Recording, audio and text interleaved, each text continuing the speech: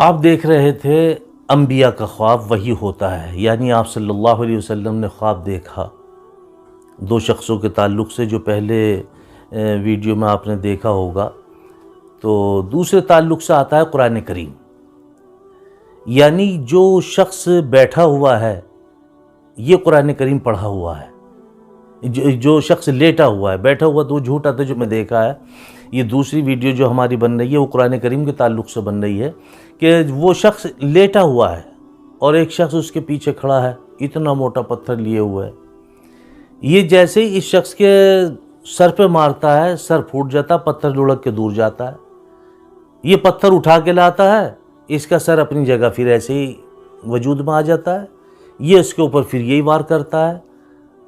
تو یہ پوچھا کہ یہ کیا معاملہ ہے؟ یہ معاملہ ہے وہ کہ یہ قرآن کریم پڑھا ہوا تھا، لیکن اس نے دن بھر اس پہ عمل نہیں کیا اور رات کو اس سے لاپرواہ ہو کے سو گیا۔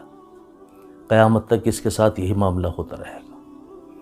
اب میرے بھائیو ذرا صاحب سوچیں، قرآن کریم میں آیا وَمَنْ أَعْرَضَ عَنْ ذِكْرِي فَإِنَّ لَهُ مَعِيشَةً ضَنْكَ وَنَحْشُرُهُ يَوْمَ الْقِيَامَةِ أَعْمَى، یعنی قیامت کے دن اربوں خربوں کائنات اپنی قبروں سے نکل کر کھڑی ہوگی، لیکن کچھ لوگ ہوں گے جن کی شکل سور کسی ہوگی، انسانی شکل بھی نہ رہی ہوگی۔ اس سے بڑا گناہ، اس سے بڑا عذاب اور کیا ہو سکتا ہے؟ اور وہ آنکھوں سے اندھے ہوں گے اور مخلوق خدا ان کو دھکے دے رہی، ادھر سے دھکا دیا ادھر جا پڑے، ادھر سے دھکا دیا ادھر جا پڑے۔ لوگ وہ کہیں گے کہ اللہ دنیا میں تو ہم اندھے نہیں تھے۔ آواز آئے گی ہاں تم دنیا میں اندھے نہیں تھے، لیکن تم نے دنیا میں میرے دین سے اعراض کیا، میرے کلام اللہ شریف سے اعراض کیا، میرے نبی کی سنت سے اعراض کیا، اس لیے تمہارے ساتھ ایسا ہو رہا ہے۔ اور یہ تو دوسرا عذاب ہے۔ پہلا عذاب یہ ہوگا کہ آٹا ہوگا تو نمک نہیں، نمک ہوگا تو آٹا نہیں، مرچ ہوگی تو دال نہیں، دال ہوگی تو مرچ نہیں۔ اور میں تمہیں ایسا کر دوں گا کہ تمہاری جیبوں میں روپے ہوں گے، تم ہوٹلوں پہ جاؤ گے تو کھانا نہیں۔ اور آپ دیکھیں ایسا ہوتا ہے۔ قرآن کریم کا چھوڑنا معمولی بات نہیں ہے۔ حدیث میں آتا ہے کہ جس نے قرآن کریم یاد کیا اور بھول گیا، پورا قرآن کریم نہیں، 2-4 سورتیں بھی، آپ یہ بھی آپ ذہن میں رکھیں، کبھی آپ حافظ قرآن کی تعلق سے سمجھ رہے ہوں۔ جو بھائی ناظرہ قرآن کریم پڑھے ہوئے ہیں، جو بھائی ناظرہ قرآن کریم بھی نہیں پڑھے ہوئے اور انہوں نے چند سورتیں یاد کر لی ہیں اور لاپرواہی کے ساتھ رہے اور ان کو بھلا دیا، یہ ان کے لیے بھی ہے کہ وہ بھی قیامت کے دن اندھے کر کے اٹھائے جائیں گے۔ حدیث میں آتا ہے کہ آپ صلی اللہ علیہ وسلم نے فرمایا کہ قرآن کریم کو پڑھ کے بھولنے والا شخص، یعنی 2-4 سورتیں پڑھ کے بھولنے والا شخص قیامت کے دن جو اللہ کے سامنے پیش ہوگا تو وہ ایسا ہوگا کہ وہ کوڑھ ہوگا، اسے کوڑھ ایک بیماری ہے نا، کوڑھ ہوا ہوا ہوگا، اس کے گوشت چھٹے ہوئے ہوں گے۔ اور دوسری روایت یہ ہے کہ اس کے منہ میں دانت نہیں ہوں گے۔ علماء کا اتفاق بھی ہے اس پہ کہ ہاں، کیونکہ قرآن کریم پڑھنے سے زبان کی اور دانتوں کی ورزش ہوتی ہے، تو ان کے دانت محفوظ نہیں ہوں گے۔ اور آپ صلی اللہ علیہ وسلم نے فرمایا کہ جب میں معراج کے لیے گیا تو میں نے جو عذاب قرآن کریم کے پڑھنے کے اوپر بھولنے والے پر دیکھا وہ کسی پر نہیں دیکھا۔ اور اس سے بڑی کیا بات ہو سکتی ہے ہمارے لیے؟ آج قرآن کریم کون پڑھا ہوا نہیں ہے؟ کسی نے پورا پڑھا، کسی نے آدھا پڑھا، کسی نے پاؤ پڑھا، کسی نے ایک پارہ پڑھا، کسی نے ایک سورت پڑھی۔ بہرحال کچھ صورتیں تو آپ کی یاد ہیں، آپ دوسری کتابیں لے کے بیٹھ جاتے ہو۔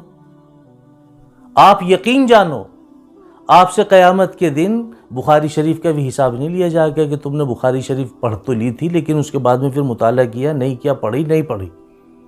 لیکن قرآن کریم کے تعلق سے تو آپ سے پوچھا جائے گا۔ یہ واحد کتاب ہے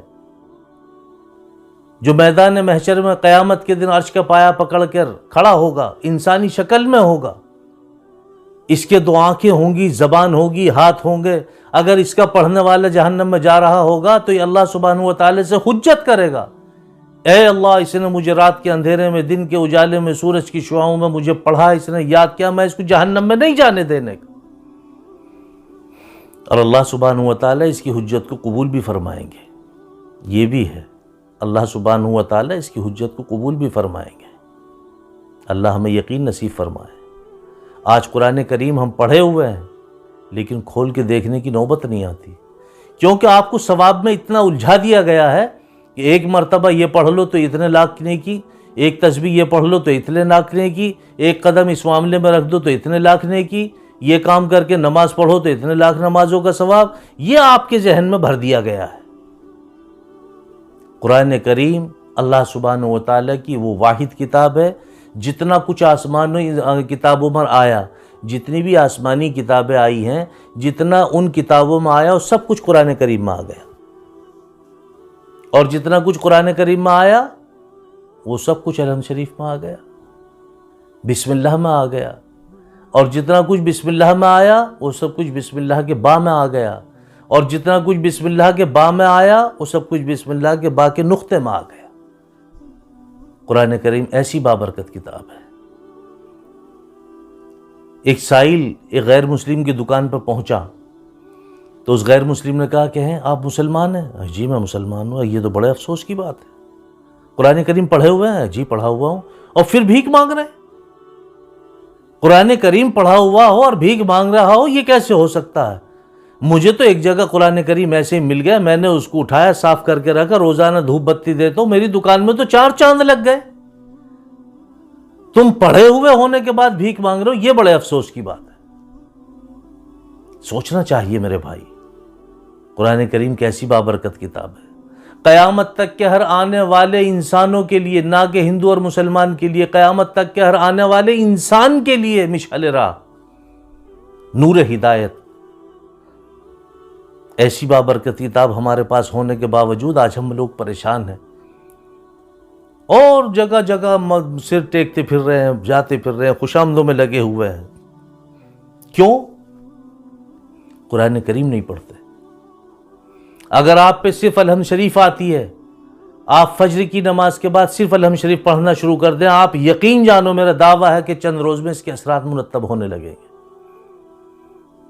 میرے مصطفیٰ صلی اللہ علیہ وسلم نے فرمایا، اے ابو ذر، صبح کو اٹھ کر مسجد میں جا کر ایک آیت کلام اللہ شریف کی سیکھ لیا کر، تیری نفل کی 100 رکعات سے بہتر ہے۔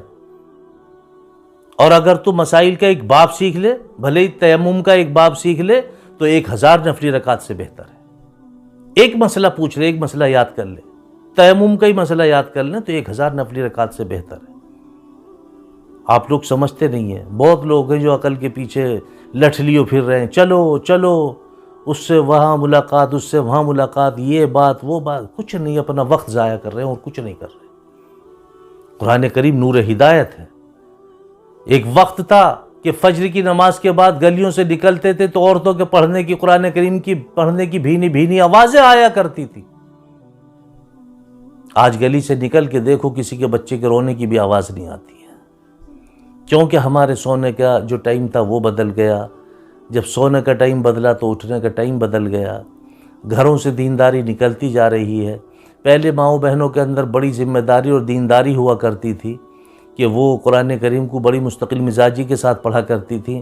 بچے چاروں طرف ارد گرد بیٹھ جایا کرتے تھے، کسی پہ پڑھ کے دم کر دیا، کبھی پانی پہ پڑھا دم کر کے پانی دے دیا، کبھی کسی بچے کو گود میں لیا اس پہ دم کر دیا۔ لیکن قرآن کریم مستقل مزاجی کے ساتھ پڑھا کرتی تھی، یاسین شریف پڑھا کرتی تھی، پھر الف لام میم کا رکوع پڑھتی تھی، پھر سورہ رحمان پڑھتی تھی۔ مطلب ایک ان کا ایک نظام تھا کہ مجھے اتنا قرآن کریم پڑھنا ہی پڑھنا ہے۔ لیکن افسوس صد افسوس کہ آج تو اگر بیٹے کی بیوی بھی گھر میں آتی ہے تو وہ بھی قرآن کریم کھول کے نہیں دیکھتی، کیونکہ آپ ہی قرآن کریم نہیں کھول کے دیکھتے تو آنے والا مہمان کیا قرآن کریم پڑھے گا آپ کے پاس؟ میرے بھائیو، سوچو سمجھو، اللہ سبحانہ و تعالیٰ نے یہ ہمارے لیے ایسی بابرکت کتاب ہمیں عطا فرمائی ہے کہ سب کچھ اس کے اندر رکھ دیا ہے۔ تمام پریشانیوں کا حل قرآن کریم میں ہے۔